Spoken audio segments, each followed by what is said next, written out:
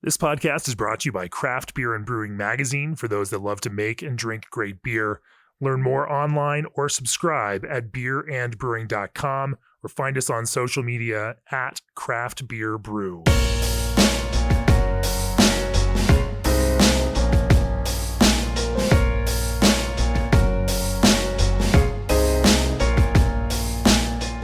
For this episode of the podcast, I'm in Brooklyn, New York, and we're back in the warehouse for Grimm Artisanal Ales. Joe and Lauren Grimm are joining me for the podcast. Welcome to the podcast, Joe and Lauren. Thanks for having us. Hello. I am back in New York City. I'm excited to be back in New York City. This is a city that I lived in for 10 years in the 2000s, the aughts, and haven't been back to enough since that point. I have been back a few times, but not nearly enough. I think only maybe twice in this craft beer and brewing era.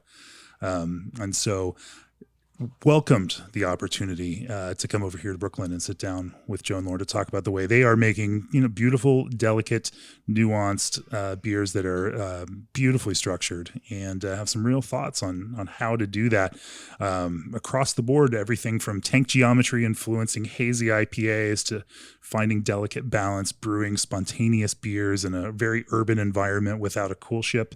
Doing a lot of creative work here, but also building beers that are, again, like I said, delicate, nuanced, perfectly, beautifully balanced, very easy to drink, and fun. Hey, we're going to talk about how they do all of that. But first, what if you could chill your beer with a more efficient chiller?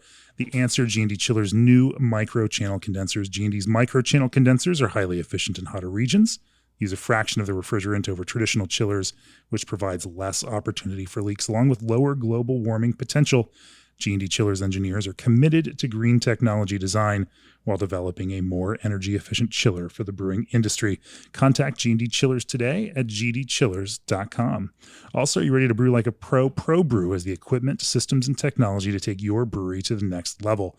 Check out www.probrew.com for info on patented ProCarb inline carbonation technology, ProFill rotary filling and seaming can fillers, the Alchemator inline separation system, 7 to 50 barrel brew houses, and more. ProBrew, a subsidiary of Technoblend, now a Promoc brand, offers the craft beer industry innovative solutions to help you brew like a pro. Go to www.probrew.com for more info.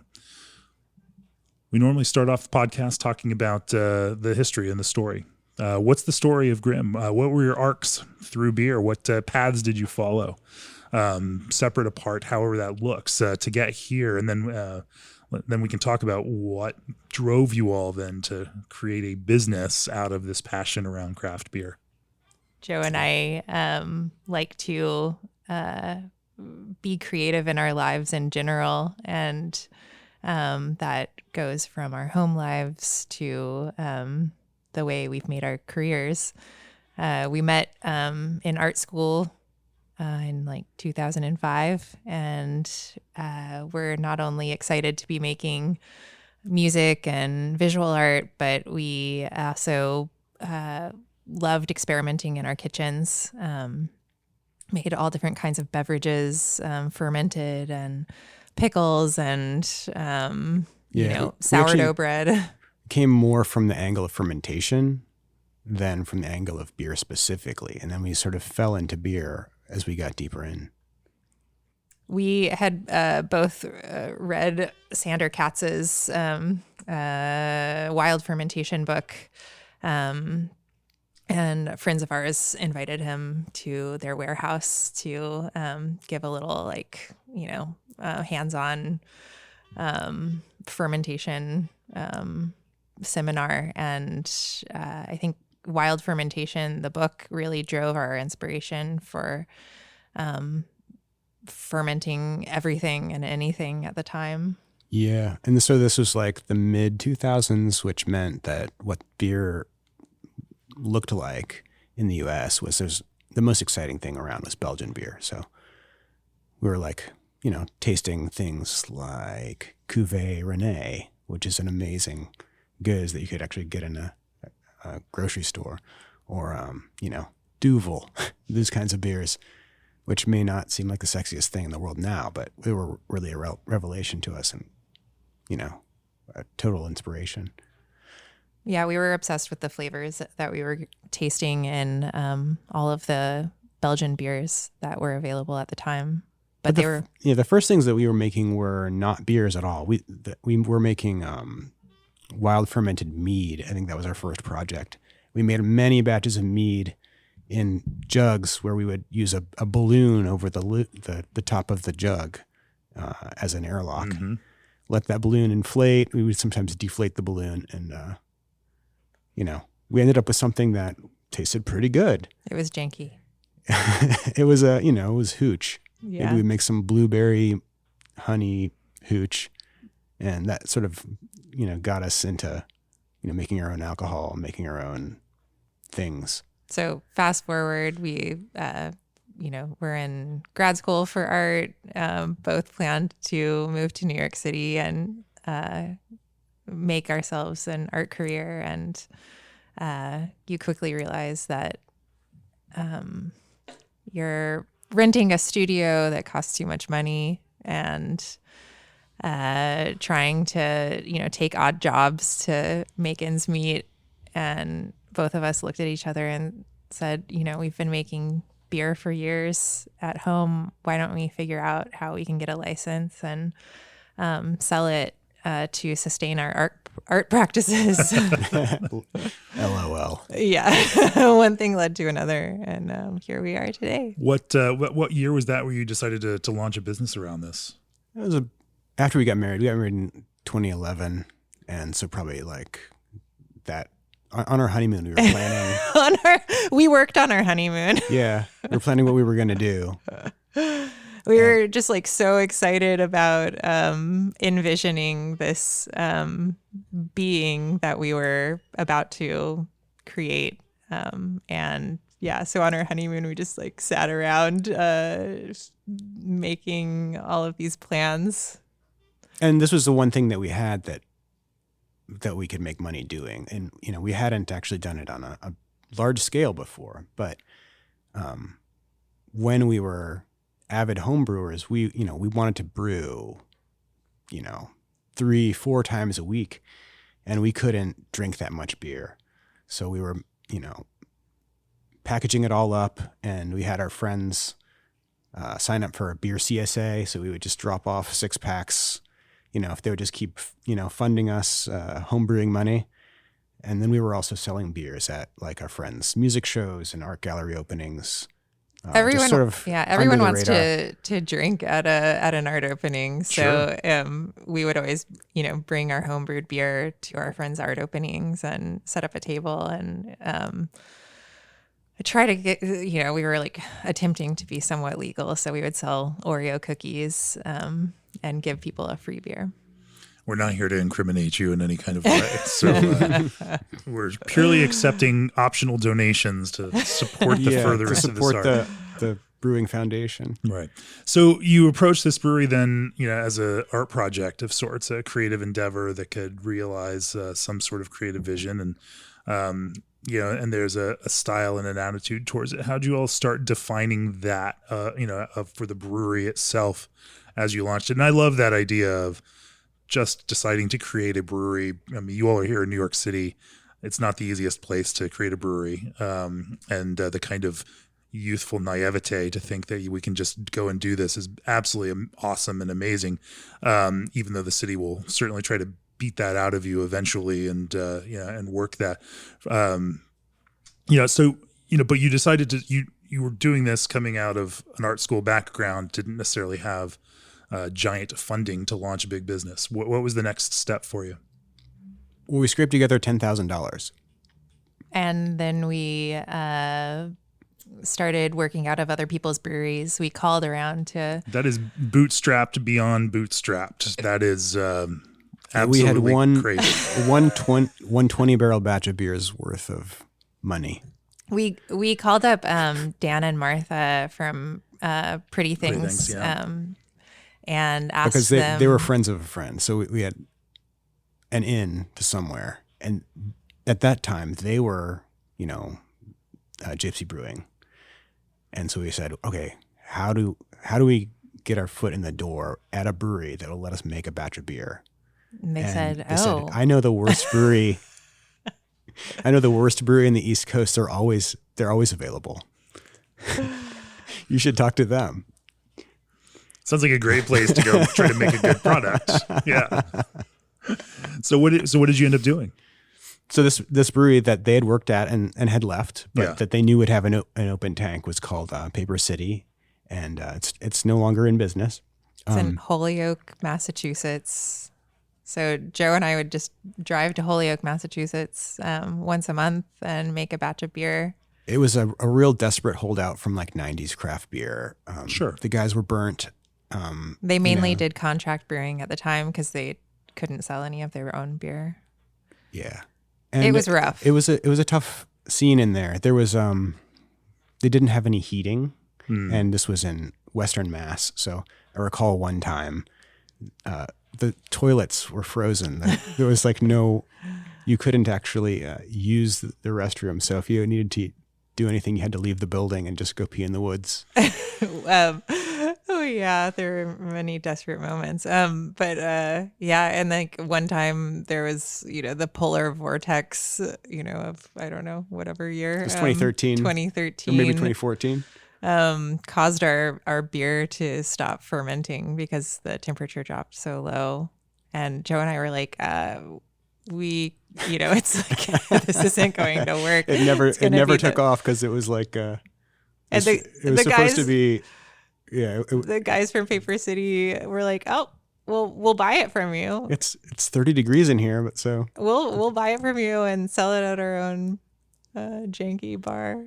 Yeah, but we were able to make some good beers there, nonetheless, and they were great to work with, honestly, just because they didn't mind us, doing things. They just let you do your thing. We actually brewed our first batch of double negative there that won a silver medal at GABF.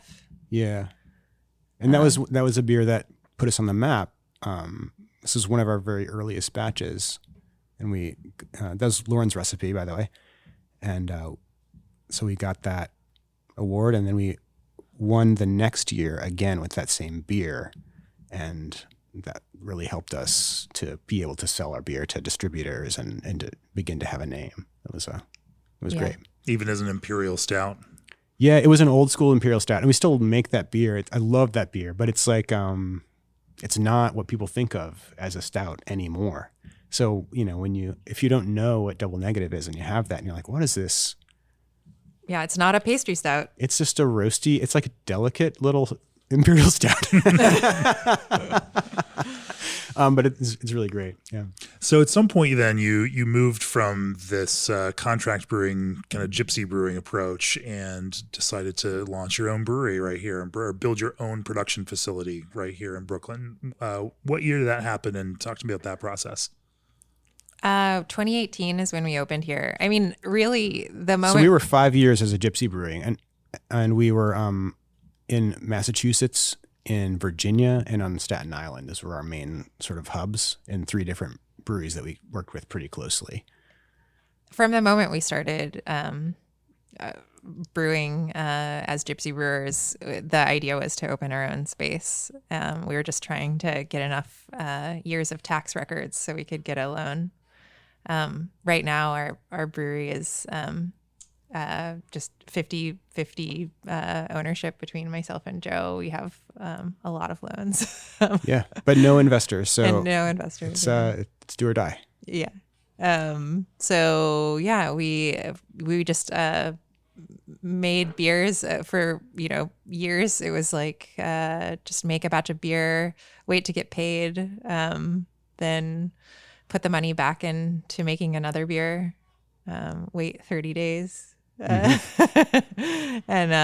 so I think all of the moments of our brewery have been this organic growth that were necessary and led us to what we are today.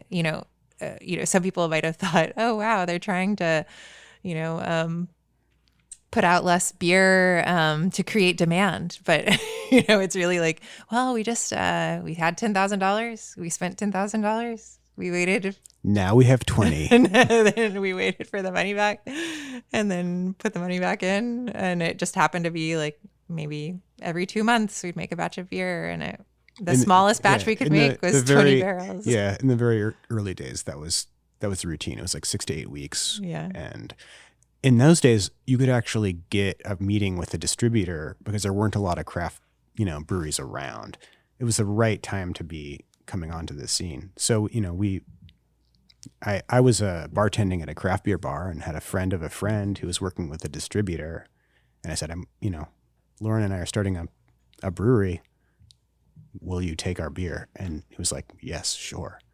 Let's go. And it didn't exist yet. It was just sort of trust. This is your don't try this at home caveat. It's a very different business now. It is a very different a much more competitive landscape. Sure, You're not going to get that meeting today. And we were just really lucky that was possible at that time.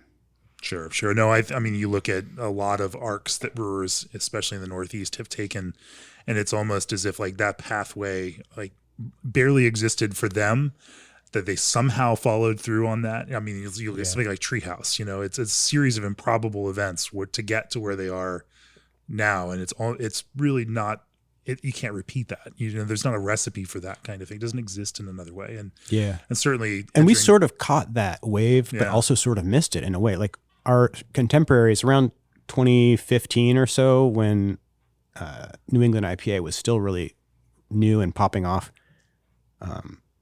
In the Northeast, it was us, other half, Treehouse, Trillium, and Tired Hands. Mm-hmm. And the difference between all those places and us is that we didn't actually have a brewery, and that was a painful for us to not actually be able to really capitalize on that. The moment of being able to just move tons of cans directly out the door. Right. And we cut the tail end of that, but if we had our own brewery at that time, it would have been something else. It also just felt like when you're brewing out of somebody else's brewery, they have ways that they want you to use their equipment. They have their own rules, and it just felt like it was a constant battle between me and Joe and and like our brewery partners. Whereas if we had our own brewery, the sky is the limit. Right now, we are in Brooklyn. We started our space and our brewery in 2018, and the sky is the limit always, and it's always getting higher. We're just doing new things all the time and trying out new experiments. And, our, we might have started making IPA, way back when we were gypsy brewers, but that those recipes are constantly evolving. To this day, we're fine tuning every process and changing our ingredients every little bit. Yeah. So opening up our own brewery, though, was really a big deal. And so in 2018, we were finally able to make all of our beer in-house, and we never made another batch of gypsy brewed beer after that. I mean, maybe it's a good segue to talking about our equipment and all of the details of our beers, because our experiences as gypsy brewers with other people's equipment, making the kind of beer that we want to make out of other people's breweries using other people's brewery equipment inspired every aspect of our brewery and how we built it here in Brooklyn. The tank geometry, the brew house, all of the valves we have on it, and just the layout and like the sort of workflow. It was a big deal for us to get that experience of seeing how a number of other places organize their process and figure out how we could do one better. So you got to pick ideas from those, or things that did work, things that didn't work, and kind of, apply that as you're thinking about the space. Yeah. Looking at spaces initially, and then thinking about how to lay out this particular space after you settled on it. Yeah. If we'd had it all our own from the very beginning, I think we would have made a lot of mistakes that we were able to avoid. Sure. Yeah.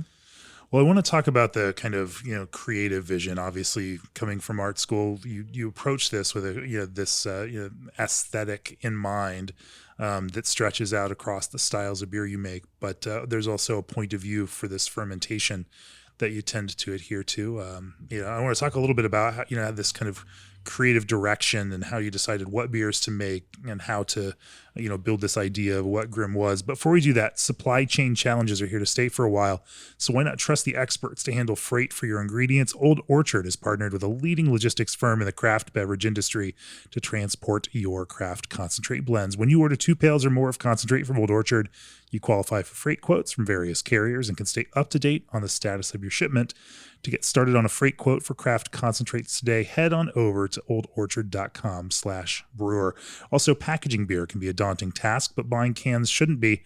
American Canning provides packaging supplies at competitive prices in order quantities catered to craft. Think single truckloads and half-height pallets rather than million can minimums. For a smooth packaging experience, also consider their ultra-compact single-operator canning machines. Pricing begins at $25,000 with a quick 6 to 8 week lead time on most equipment. American Canning exists to help share your craft in cans. Learn more about their ecosystem of solutions at americancanning.com. So you decide to create Grimm. You want to make beer, but then you have to figure out what kind of beer to make and how you want the brand to be seen. And that mix of products that you make is a necessary edit, or that to focus that kind of approach. How did you all set about doing that? Clearly, if you're both artists, everyone's got their own ideas. How did you build a collective vision for what Grimm was going to be, what it was going to make, what it was going to be known for, and then how has that changed over the years? Well, when we started as Gypsy Brewers, we said, okay, we're only making traditional Belgian style beers. So, it was like Belgian single, Belgian double, Abbey ales, and very quickly, the idea there was we're excited about fermentation. What yeasts are giving the most full flavored profiles. It was a yeast-driven approach. Yeah. So because we didn't have a brewery, we were able to sort of pick and choose yeasts from batch to batch. We also, at the time, we were like, oh, of course we want to be doing, spontaneous beers and, put things into barrels, work on, our sour program. But we were not able to do that at other people's breweries because we couldn't find anyone to let us do any wild sour program. Yeah, especially back then, people were paranoid about bacteria in bread. Yeah. So we've come so far. Now, thank God. Now in brewing environments, we realize, yes, you can just sanitize all of this. You can just wash it, literally just make it clean.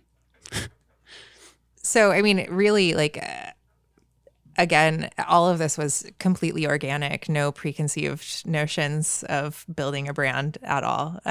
We just, we knew we wanted to experiment. So that meant making new beers all the time. We were excited about fermentation flavor. So we were driven to Belgian style beers, couldn't do anything wild. So that set that off to the side for a long time. We're still devoted to the idea of making sour beers. So we started doing kettle sours as Gypsy Brewers, which we would have never done if we had had our own brewery. Right. Yeah, it was a workaround. Yeah. And some of those beers were, are really good. We actually just made a batch of Super Spruce, which is like a really beloved beer for our fans, which is a spruce tip goza.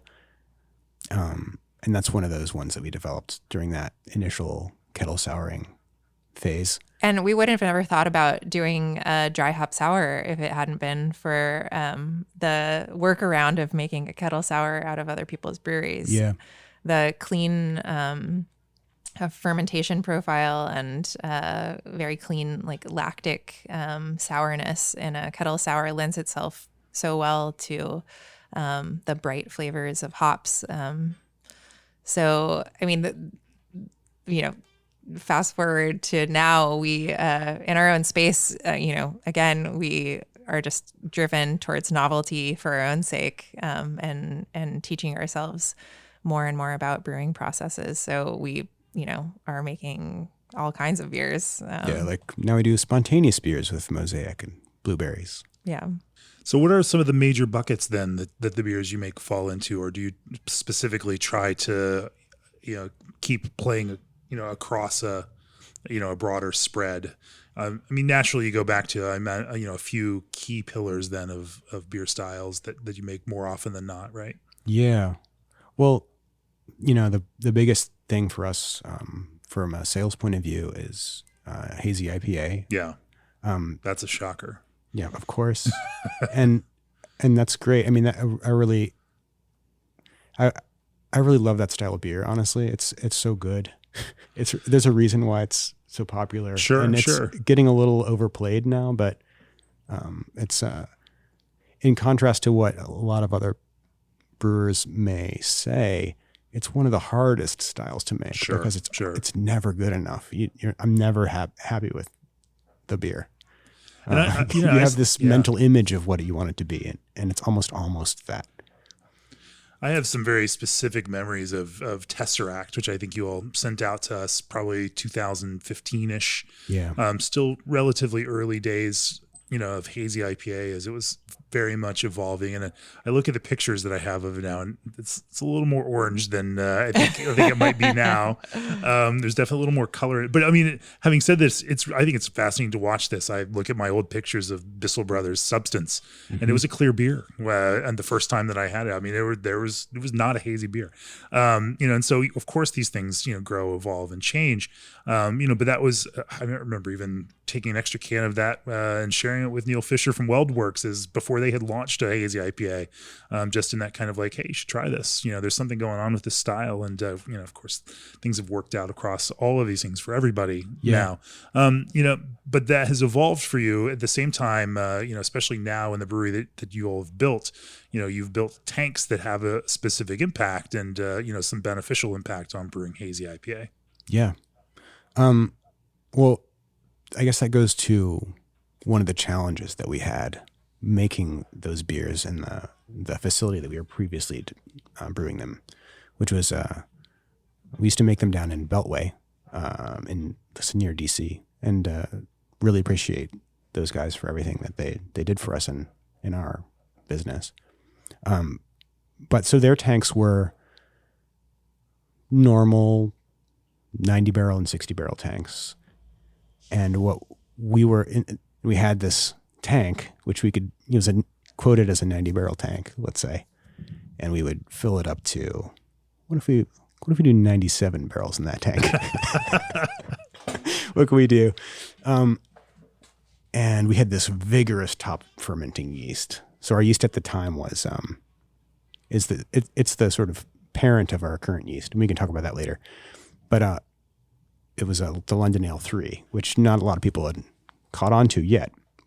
But the thing about that yeast is that it makes so much foam.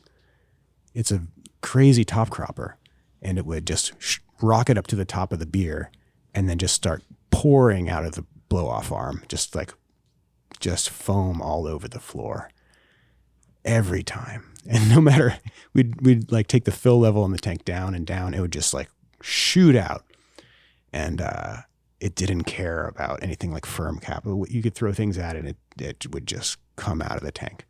And the result was that our beer would stop fermenting. It would get halfway. It would get halfway through its fermentation, and then just creep. The cell count in the beer would be low, and so we'd get around to like 6 Plato, and then it would just start lagging. It would go down like 0.2 a day. Another 0.2 the next day, and we'd be like, oh my God, we can't make beer this way. We'd never know when it was going to be finished because it had this really low cell count in the beer.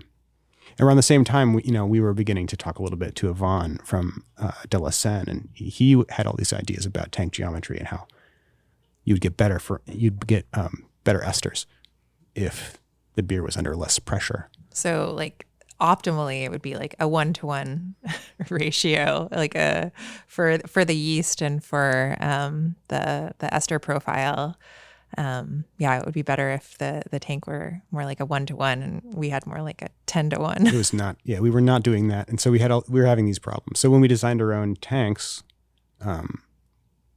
we decided that we were going to smush them out and flatten them so that they're sort of more stout looking than most fermenters that you see. And they're mostly cone. The 60 barrels, Right. the 60 barrel tanks Yeah. are mostly cone. And then there's just a little cylinder on top in order to get the least amount of pressure on the most amount of the yeast.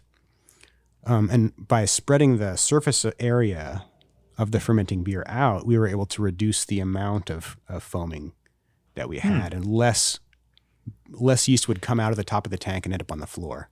So we get more reliable By fermentations. less foaming, not necessarily less like Krausen, but more of like it's spread out. Therefore, it's not being funneled into the blow-off arm. Like if you imagine like pouring beer into a wide glass with the same amount of vigor that you pour it into like a champagne flute. The champagne flute, the foam just comes right out. But if it's got a wider surface area, you have a little bit more leeway.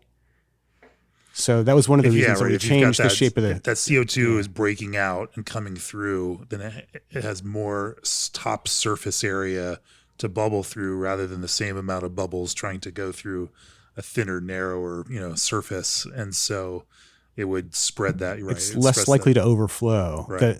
The more fluted your glass is, the more easily it overflows. The same is true in a tank. That's interesting. And so you had less issues with losing yeast and not being able to then repitch yeast. How did that actually impact ester production in something like London Ale 3? We think that the more pressure on the yeast, the more restrained that ester production is. The hydrostatic pressure suppresses the ester development is the idea. Yeah. So hopefully, the idea would be that by changing the tank geometry, we have more esters and more kind of fruity aromatics that are developing from the yeast. That's our opinion. We don't have any data to back it up. Like it would be very interesting. Do a one-to-one test on that. Like this is how we did it over here on this tank, because you don't have those tanks anymore. That's right. But the effect of having all of these issues as gypsy brewers, we obviously, made our tanks a specific geometry, but I think it also made us think, wow, okay, if we were losing all of our yeast onto the floor and it's just going down the drain, why don't we not lose that yeast? Yeah, why don't we make our yeast go out of the blow-off arm and capture it? Yeah. So the first version of this idea was something that my brother set up when he was working for the brewery at the time, and he made a little octopus of it was 8 half kegs all daisy chained together, and we were like, what if we just blow off through this assembly and they'll catch the yeast as we're blowing off, and that actually worked. And suddenly we had like a bunch of kegs full of yeast. And we're like, okay, we're onto something. We can use that. And so he started looking through the yeast and he's like, this is the healthiest yeast I've ever seen. Look at these cells. They're so beautiful. And there's nothing in there. Like ordinarily, if you're bottom cropping that yeast, then it's full of all of this hop particle and just dead yeast, grain bits. It's just a mess. You're also, it's like striated, right? The yeast are flocking out over time. So when you are bottom cropping, you get a bunch of different cells. You're not necessarily going to get the cells that you want. You're going to be getting cells that might flock early, and aren't going to perform as well in your beer. But it turned out that the yeast that we were able to get by harvesting it from the blow-off arm was like just this creamy, like much more consistent, much more high cell count, and much healthier. And you think about like how were these yeasts developed? London Ale 3, it's it used to be Boddingtons, as far as I understand. They took a shovel and they had open fermenters. They shoveled the yeast off at High Crossan and threw it in the next open fermenter. That's what that yeast wants to do.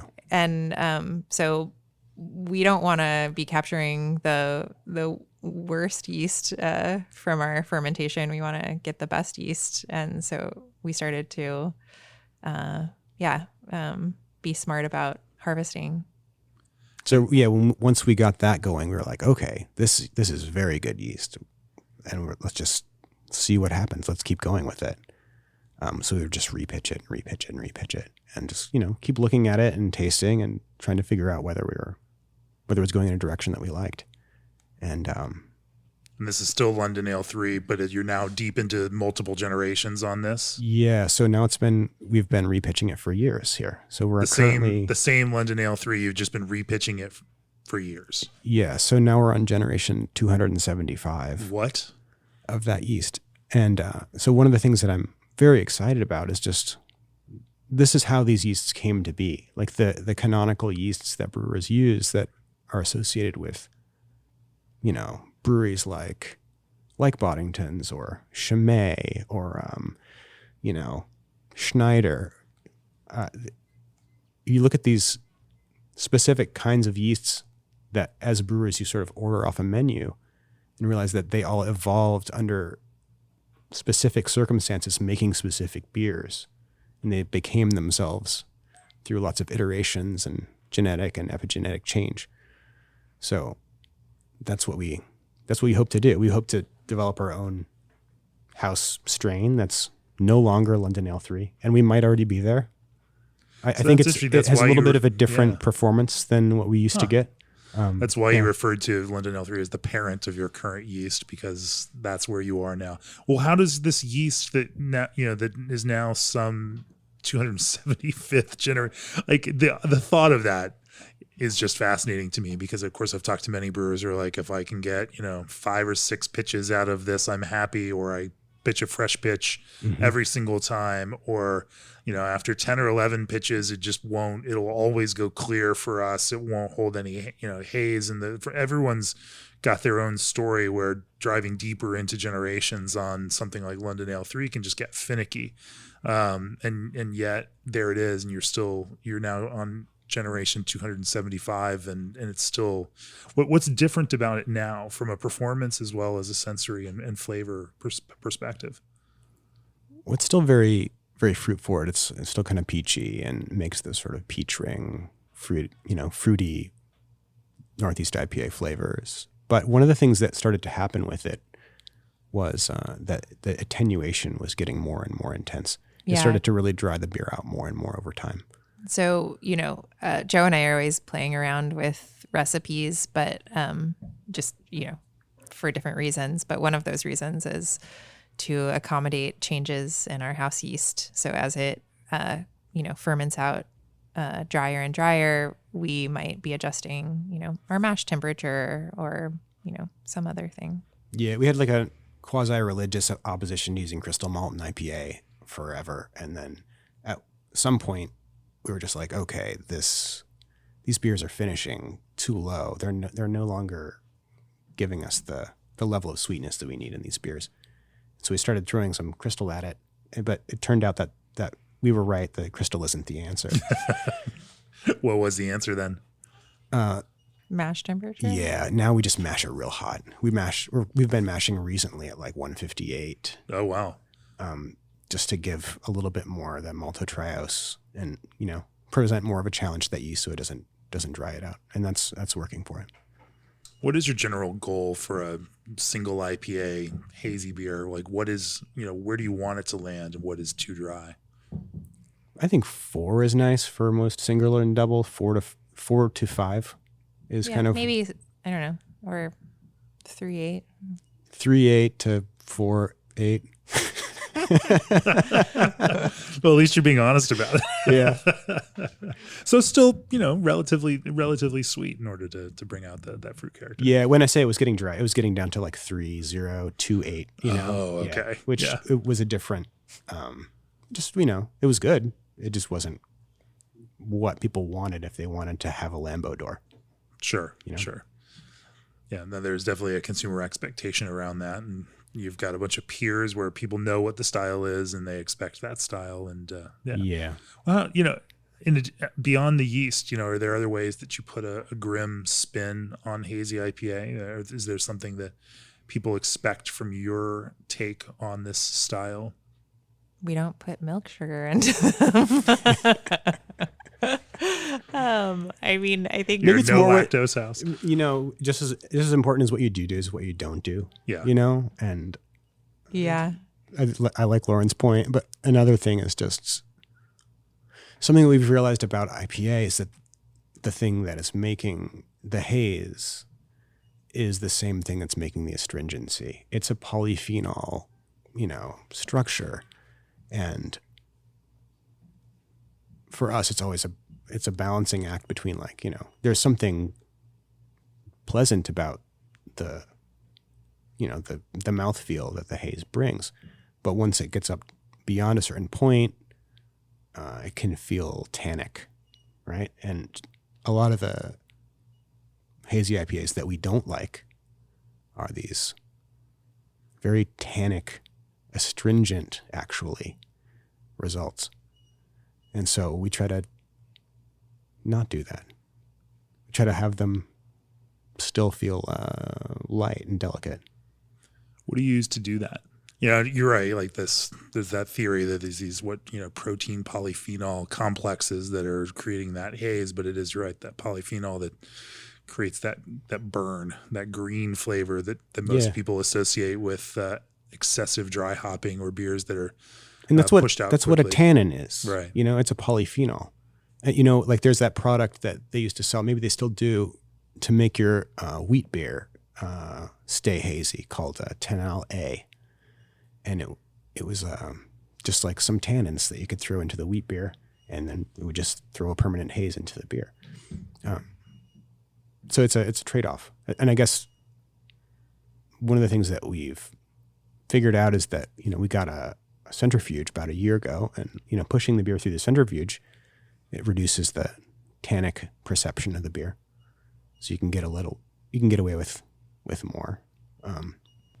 Yeah. I mean, I guess, I don't know. We play around with when we're adding the hops. Play around with temperature. Yeah.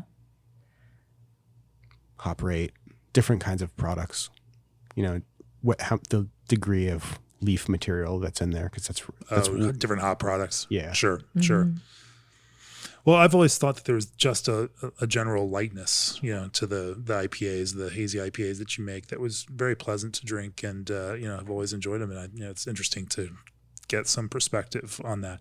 But I love this idea that you're diving deep into a new generation on your yeast every single time, and finding ways to make it work. I want to shift gears, maybe talk about some mixed fermentation beers. Yeah, Lauren's gonna have to get out of here in a minute, but I would love to talk about some mixed fermentation beers. I know that's a big thing here. Of course, spontaneous beers as well, which you make in an unconventional way here in an urban environment, because urban environments apparently make the best lambic and lambic style spontaneous beer.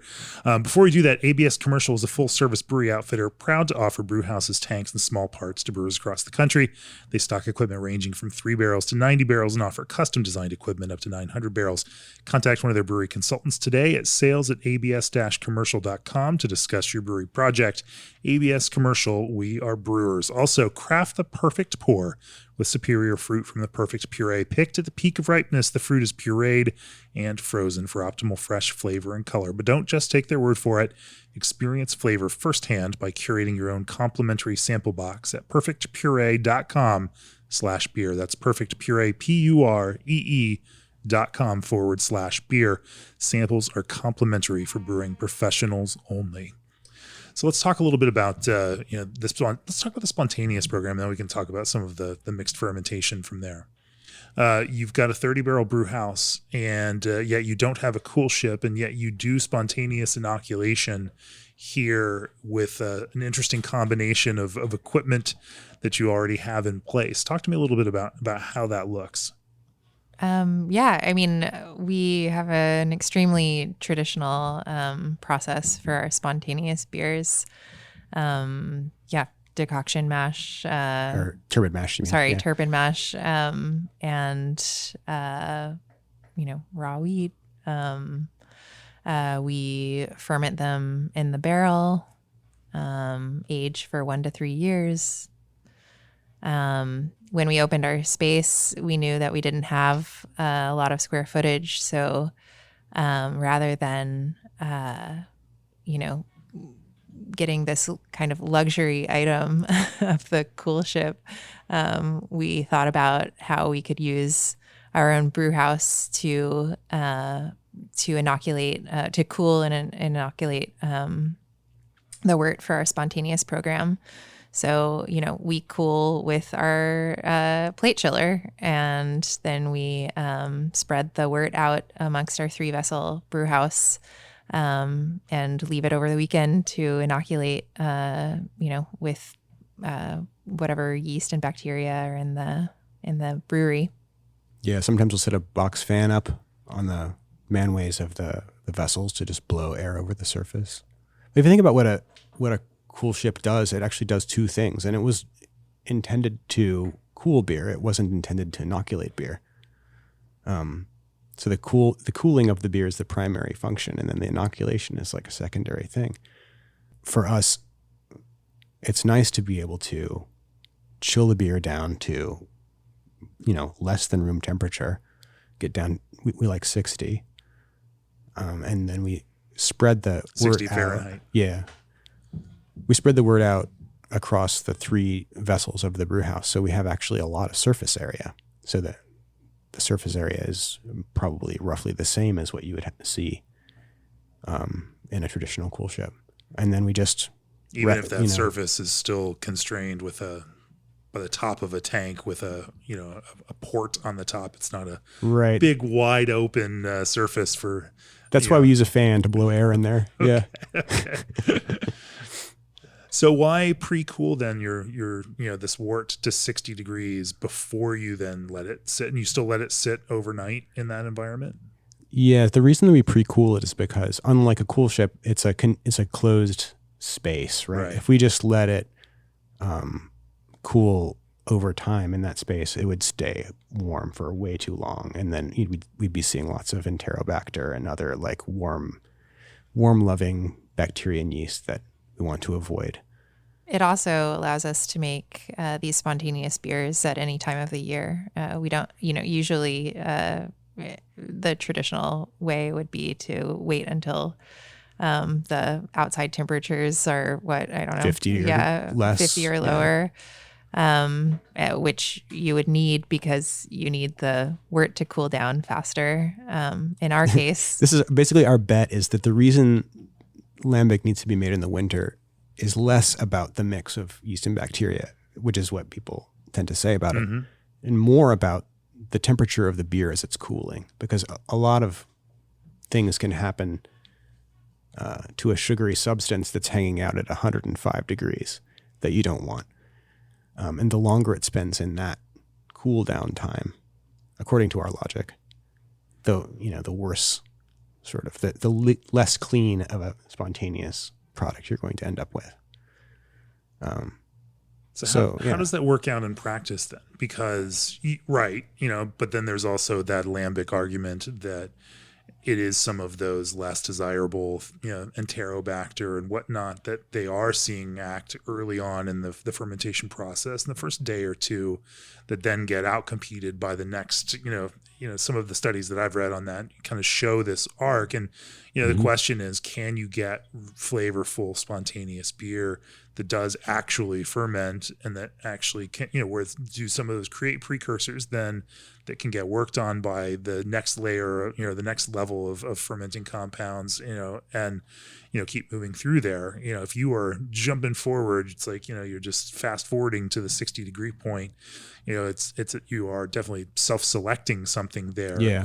We're changing the conditions under which those yeast will get going, right? And there's and again, there's no wrong or right. There's only what works, and clearly it works. The beers we had earlier were really fantastic. I'm curious how this works. In my experience talking to lambic producers and, also reading and listening to everything that they have to say, they're typically looking for the same thing that we're looking for, which is for a young lambic that is very clean. It should taste clean. before it's finished. This idea that there's going to be cabbagey notes or like off flavors in your young lambic, and then that's going to somehow turn around later that isn't what those producers will actually tell you. Right. If you ask, they'll be like, no, you want it to taste nice starting out. And soft, gentle, citrusy, a little bit bitter. It should be rough because it's too bitter because it hasn't aged out of it yet. Right. Yeah. And as that bitterness is coming down, then it will allow the lactic acid bacteria and Brett, to take over. Sure. So then you cool to 60, you let it sit for overnight, was that 12 hours or? We've tried it overnight. We've tried it also just like over the weekend. Oh. As long, in our opinion, it'll work as long as you don't let it actually begin fermenting. And we haven't ever had it take off that fast. It's almost, ready to go after a weekend, but we'll take works both samples ways. and Yeah. look at it under the microscope and see what our cell count is. we want to see some stuff in there. And we look at it and say, yes, it's got some bugs getting going. And then we just mix it all back together in one tank to homogenize it.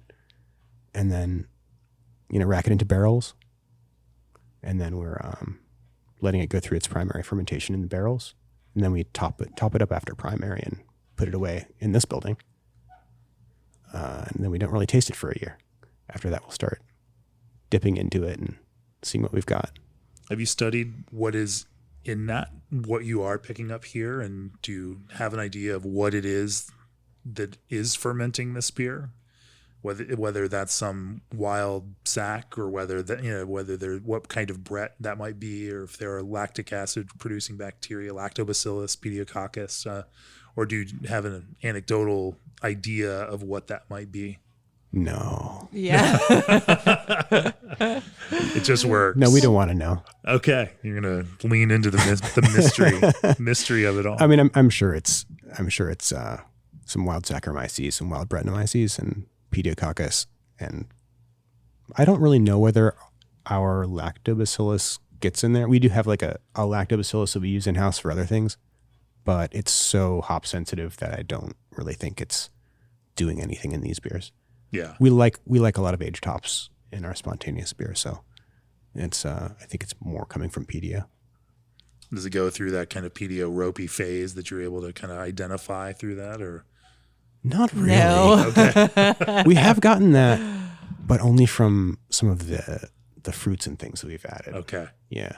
And it generally starts That's rare. Fermenting like vigorous. I mean, it's not going to be vigorous. It's a wild, spontaneous fermentation. But how long does it take to really start noticeably fermenting in a barrel? Oh, we've had it take as long as a month, but usually it'll be going, in a week. Mm-hmm. And then it'll be done with its primary phase probably in another week. And you And have at that point, it stops foaming out. It stops, going wild. Then we just top it up to try to minimize the amount of air in there, and that's that. So through this process, again, so you'll let it sit for a while at 60 degrees.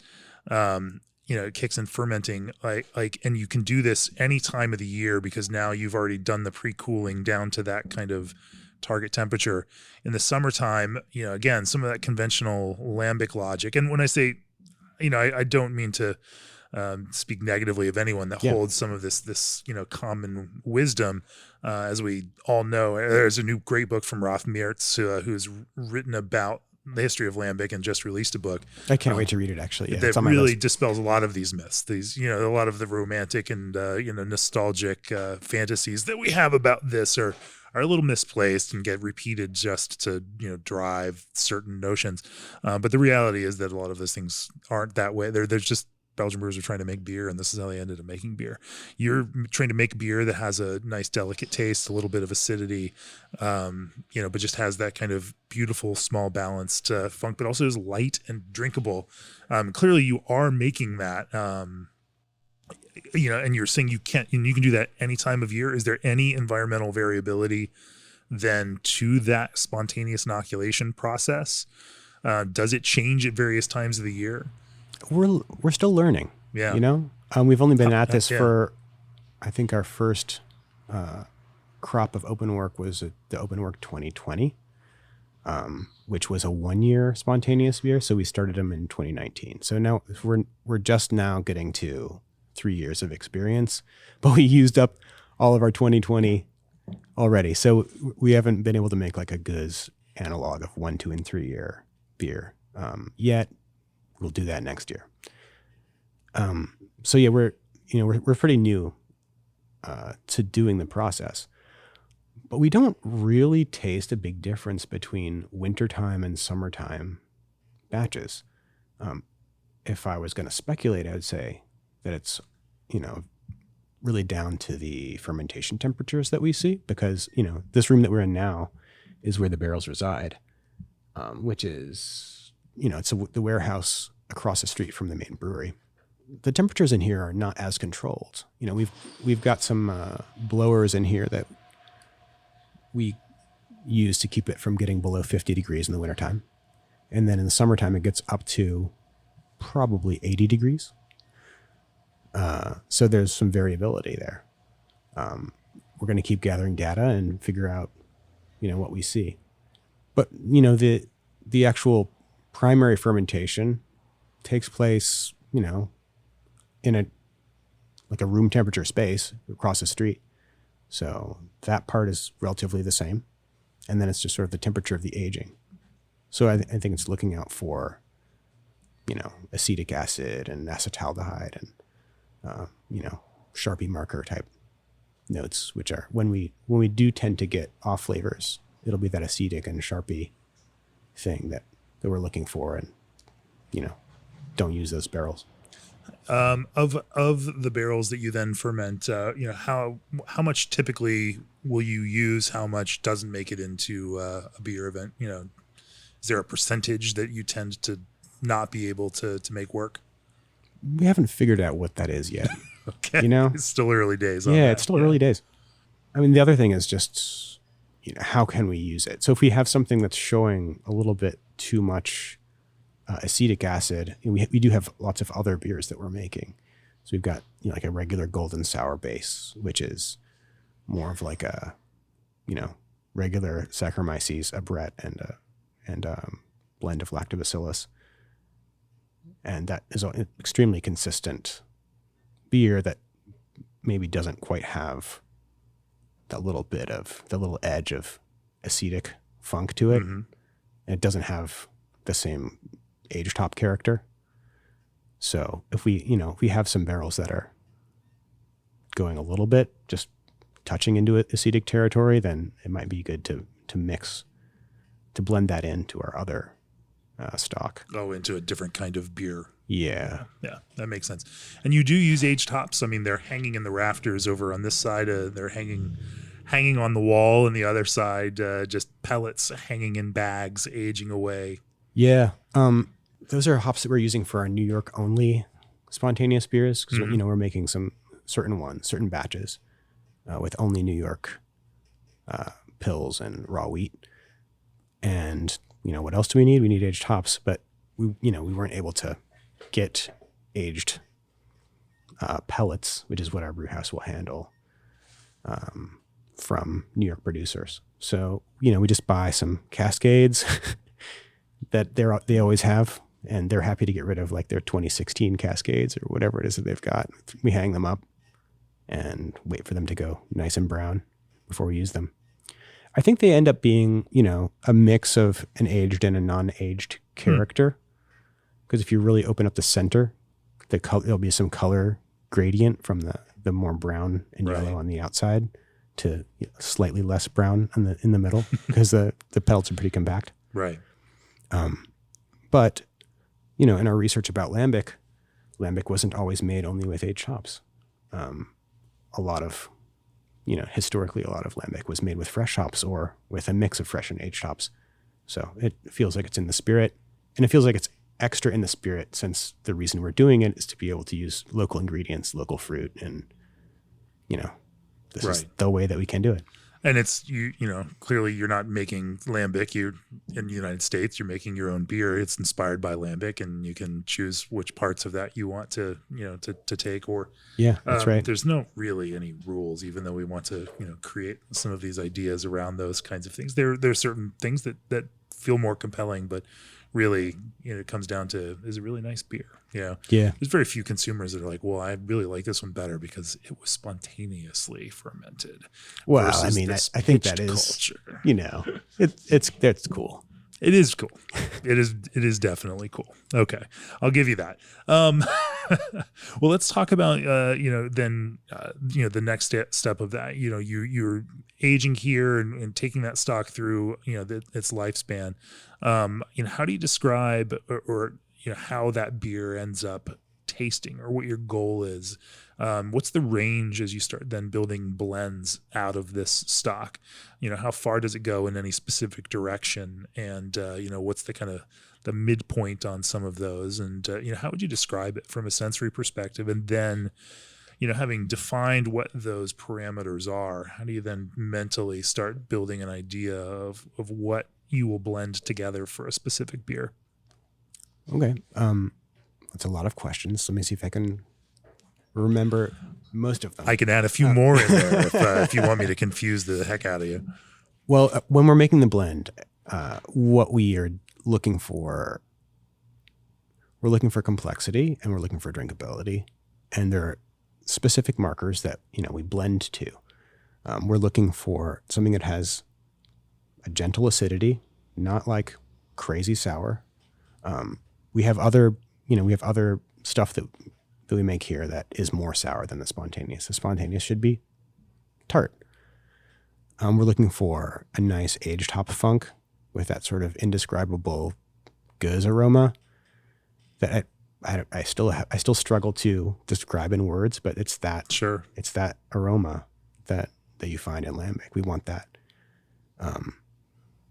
We're looking for just the tiniest touch of acetic acid, which it's like a salt. If you have just the little right amount, then it makes it interesting and like makes the flavors pop. But if you have too much, then it's undrinkable. So we want just a touch of that. We're looking for really a fairly clean. We're looking for clean funk, I guess. Yeah, clean funk. It's a nice way to put it. So when we look through the things on the table, we'll find different barrels have different character, and the spontaneous beers are much more difficult to blend than the other ones because they're much less consistent. So we'll find barrels that are that's clean and nice, but it's boring. And then we'll find some that are very aggressive. So every once in a while, it'll be from the same batch of beer. One of the barrels, because they're all fermenting separately, will just be really aggressive and lactic, or maybe it's, beginning to get some acetic character. And we're like, that's not very good on its own. Sometimes you find like the Gold Star barrel that's a single barrel. So it's just putting these together. And the really aggressive barrels obviously are dangerous, and they want to go in at a low rate. Right? Right. Yeah. It's like a bull in a china shop. You got to try to keep it.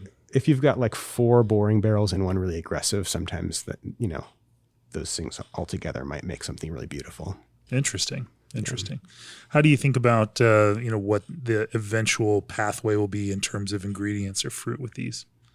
Do you then start with the idea of using some ingredient and then find barrels to fit that? Or do you work from, the inspiration of that blend as it's developing and think about how to build complementary, additions to that, or some mix of both? We're usually starting with the fruit. Yeah. And then we add the beer to the fruit. Actually, that's another interesting point maybe, is that we're doing a lot of things with whole fruit. And we do carbonic maceration of those fruit. We actually have a whole series of beers that are that may have spontaneous beer, stock blended into them, but are not fully spontaneous beers, which is called Gathering. Everything in that series is a carbonic maceration of whole local fruit. And for many of the spontaneous beers, we'll be using the same process. which involves just putting the whole fruit into a CO2 purged environment, which causes a chemical fermentation inside of the fruit. And they'll build up pressure, and eventually they'll split open the skin of the fruit, and the fruit juice will run out of its own accord, already partially fermented at like 2% alcohol or something. And then, is there any head pressure then on the tank, or is that just pretty close to atmosphere but fully CO2 purged environment? We've tried it both ways. When we first did it, we were doing it with head pressure, but we realized that wasn't the point of it. The point of it is to deny oxygen to the fruit. You're not trying to squish it. You're just trying to keep all the oxygen away from it. It's the opposite of squishing. Okay. Because the pressure is building up inside the fruit. We're trying to burst it, right? So one of the things that we have tried, and I don't actually know whether this worked any better, was pressurizing it at first, with the idea that it would slowly pressurize in the fruit as well, and then depressurizing it, and with the hope that all the fruit would go pop. Yeah. Which maybe worked, but we couldn't see, and it works anyway. So at this point, we just keep them well flushed and mostly at atmosphere.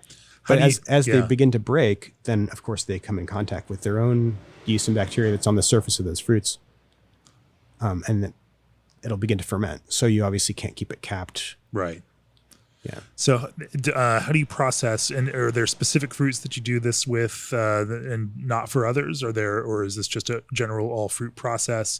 And then when you process and clean those fruits or prep those fruits, if you're not clean, are some of these going in with stems, or are you destemming? How do stones and stone fruits fit into this? Or are you de-seeding things? Talk to me a little bit about some of that process. And then how long does that carbonic maceration process take? We usually let it go for, 10 to 14 days. The fruits will be... I guess you're not cutting it if you're trying to make it burst on its own. Yeah. So we have more confidence in the bursting if it's some kind of berry. Okay. The berries work amazing, right? Berries, anything small. Like, it's not really feasible for us to slice tart cherries. They're little. Sure. That beer that you had before was a tart cherry, a beer that went through a carbonic maceration, and we just put the cherries in. That was that. Let them burst. We ended up with a cherry wine, and then we matched, we blended to the taste of that cherry wine.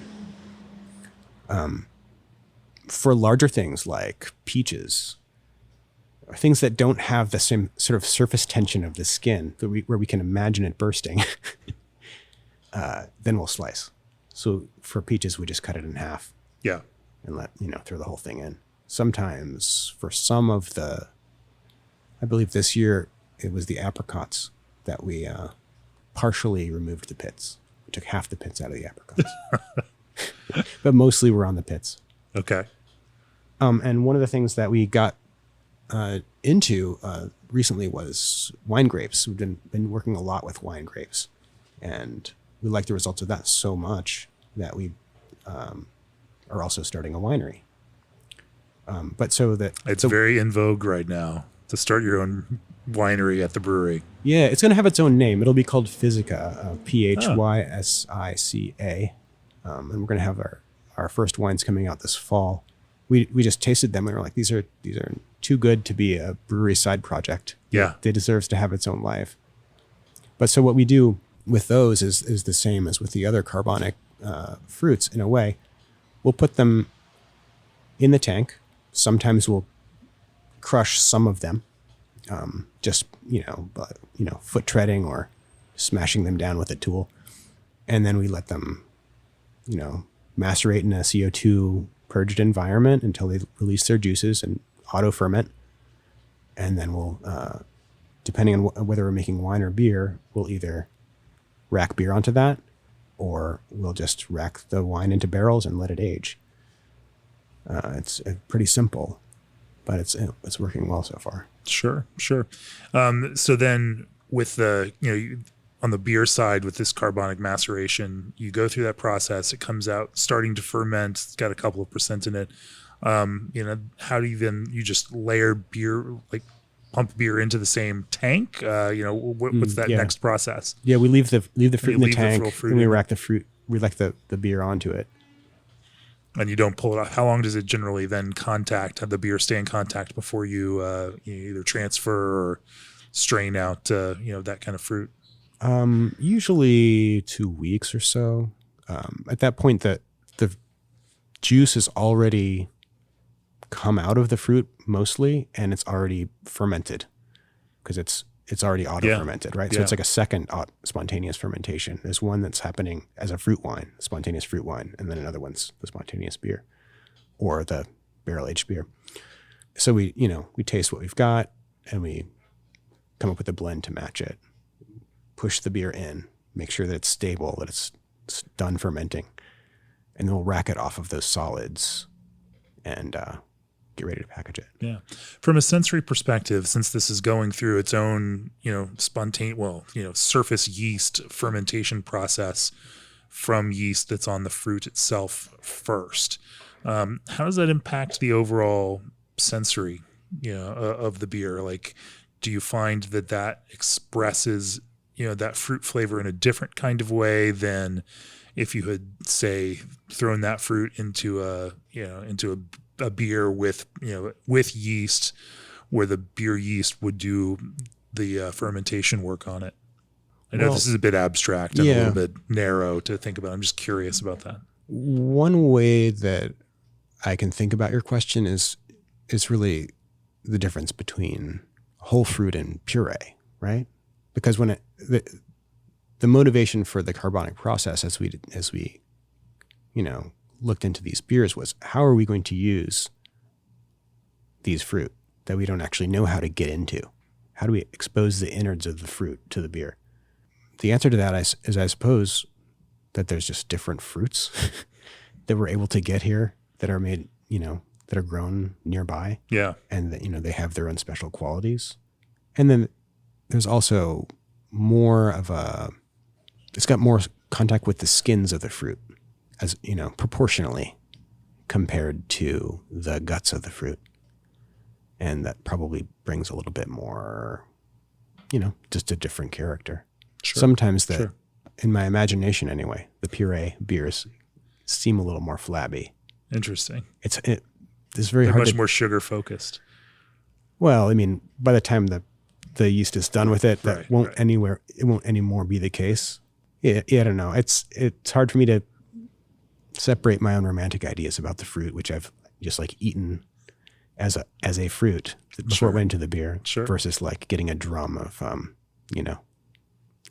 peach puree. It just doesn't have the same vibe. I know what you're talking about. Yeah. Well, we're getting on in time here. Let's pull out a little bit and think about the big picture. What do you hope to achieve now that you're 4 or 5 years in now with your own production brewery here in Brooklyn? After doing your stint contract brewing and gypsy brewing at various spots around the East Coast, you've got a number of GABF medals to your name across some styles, Belgian beer and stout and whatnot.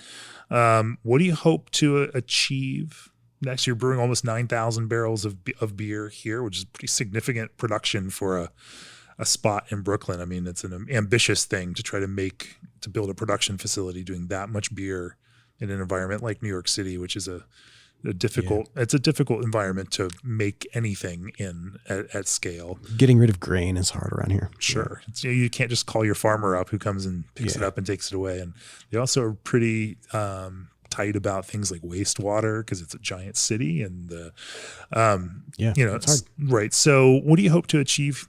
And what will success look like? Or have you achieved that already? What's this goal for the next phase of Grimm? We don't really do goals.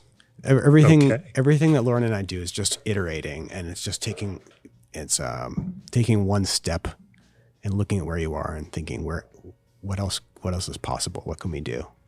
So we're like a tinkering based brewery and a tinkering based business. We sort of look at what's the next fun project. and just try to do it. So right now we're building out a rooftop bar and going to make a pizzeria up there, which is going to be our own take on like a New Haven style thin crust pizza. That's going to be fun. The wine is a big one for us. Sure. And then, right now I'm researching grapes that'll grow on some land that we have up in the Catskills, potentially. Like what are some of the grapes that would actually survive, a Catskills winter? Maybe we can, have our own estate wines one of these days soon. That would be fun. Getting better at spontaneous beer. We have yet to release our first 1, 2, and 3 year blend. How can we make that better, take it to the next level? Hazy IPA is never good enough. How can the hazy IPA be better? Sure.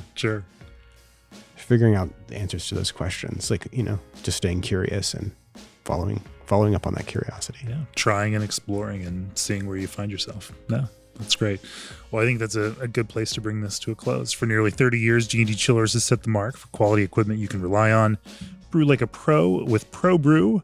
Old Orchard's craft concentrate blends mimic straight concentrates at a better price point. American Canning provides packaging supplies at competitive prices in order quantities catered to craft. ABS Commercial is a full-service brewery outfitter for brewers across the country, and craft the perfect pour with superior fruit from the perfect puree. Of course, go to beerandbrewing.com, click on that subscribe button, let us know that this content matters to you. We certainly do appreciate your support. Joe, if people want to learn more about Grimm Artisanal Ales, where do they find you all, both in real life and out there in the digital world? Yeah, come to the brewery. It's 990 Metropolitan Avenue. It's in the Williamsburg/Bushwick sort of border in Brooklyn. It's easy to come out here on the train, and there's actually parking a lot of the time. Just a couple blocks from the Graham stop on the L train. Piece of cake to get to. Yep. And we're close to a bunch of other great breweries. You can also visit Interborough, KCBC, Evil Twin. Make a day of it. It's a good trip. At Grimm Ales. That's our handle. At Grimm Ales, GRIMM, Grimm Ales. Well, thanks to you and to Lauren for joining me on the podcast. I'm sorry we got fed into family time here, but appreciate you all making the time to talk with me. Thanks, nonetheless. Jamie. Yeah, it's been great talking with you. Cheers. Thanks, it was fun.